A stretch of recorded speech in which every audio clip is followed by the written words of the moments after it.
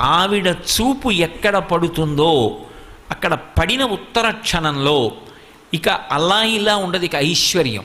అది ఉత్సాహం కానివ్వండి, సంతోషం కానివ్వండి, పూనిక కానివ్వండి, అక్కడ ఉండేటటువంటి సంపద కానివ్వండి, అవన్నీ కూడా అంత పుష్కళత్వాన్ని పొందుతాయి, అంత సంతోషంగా ఉంటుంది.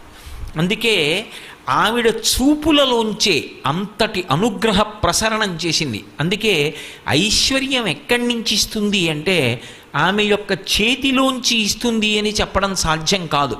అందుకే లక్ష్మీ కటాక్షము అంటూ ఉంటారు. ఆవిడ చూపు పడితే చాలు, ఒక్కసారి అలా ప్రసన్నంగా చూసిందా, ఇక అక్కడ ఎంత ఐశ్వర్యం ఏర్పడుతుంది అనేటటువంటి దాని గురించి చెప్పడం ఎవరికీ సాధ్యం కాదు. అయితే మీరు ఒక్క విషయం జ్ఞాపకం పెట్టుకోవాలి, నేను ఐశ్వర్యము ఐశ్వర్యము ఐశ్వర్యము అన్న మాట వాడుతున్నప్పుడు కేవలము నేను సంపద గురించి మాట్లాడుతున్నాను అని మీరు